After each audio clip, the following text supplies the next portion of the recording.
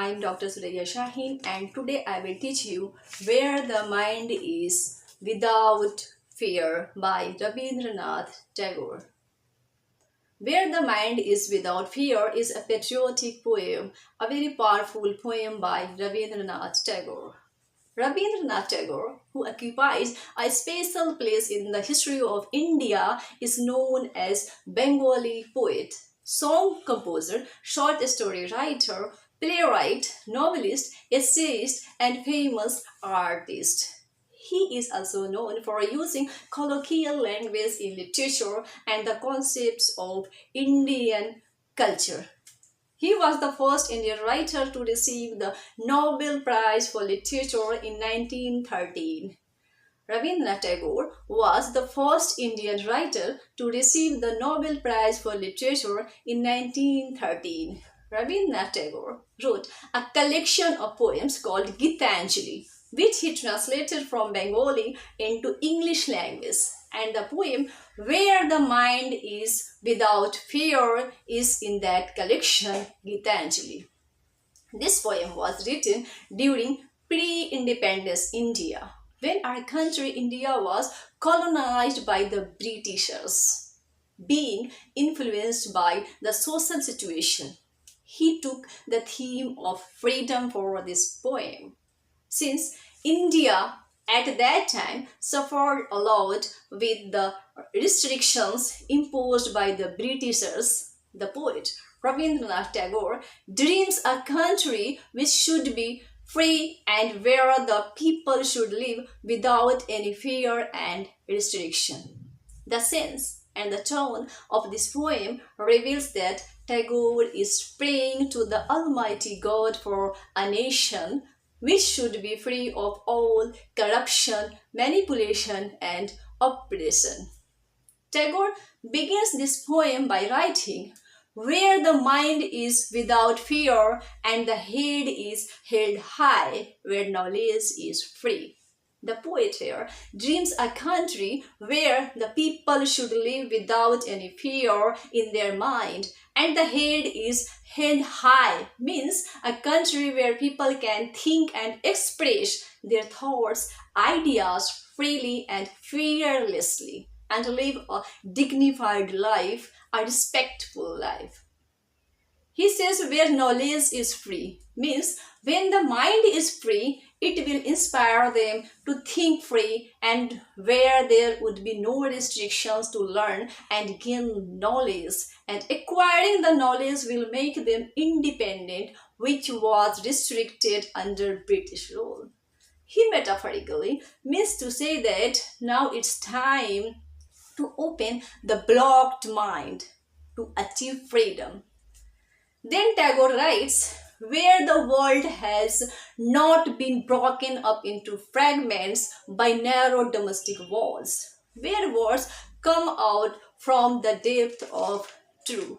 Here he talks about the unity and the strength of the country, because in the pre-independence India, the world was divided into different regions and broken up into fragments. As we know that the British rule followed the policy of divide and rule. As a result of it, it divided our society by creating rivalries and conflicts to serve their own purpose. The poet used the term narrow domestic walls, which refers to the barriers which people had built on the basis of caste, class, race, religion, and faith.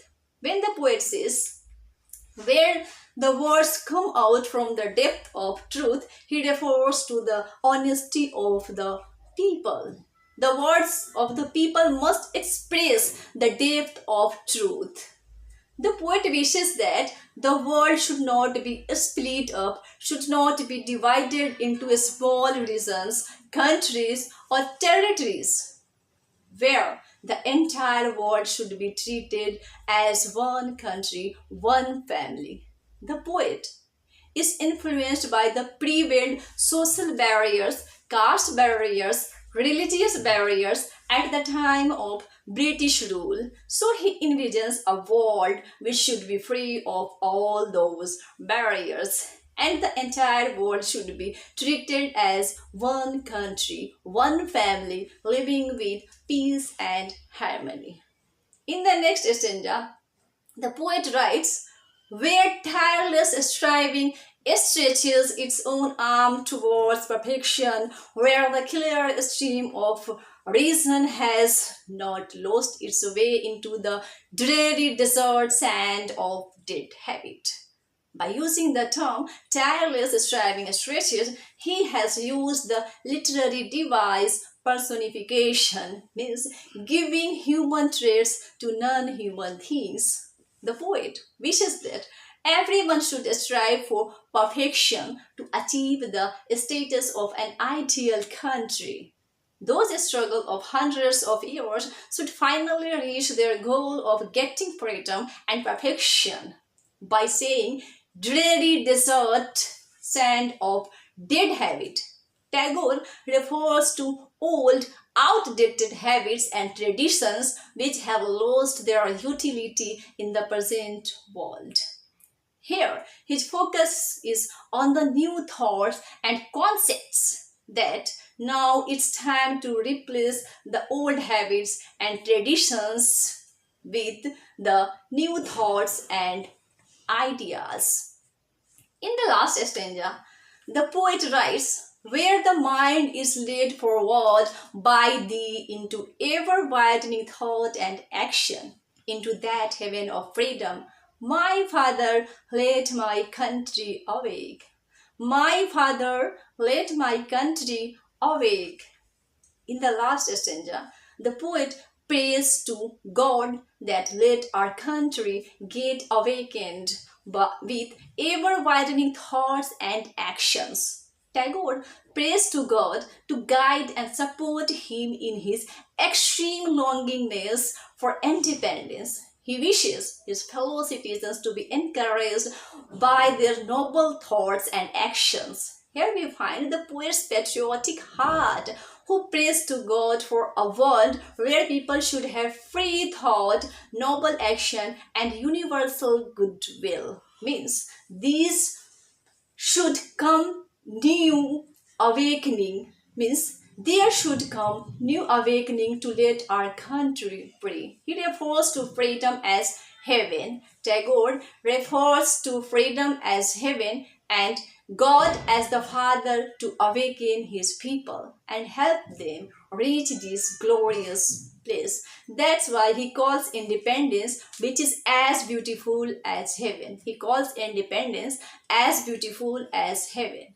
So overall, this poem is a patriotic poem in which Tagore envisions a country free from all types of oppression, exploitation, social barriers, where people can think free and live free with peace and harmony. Thank you. This is all about this poem.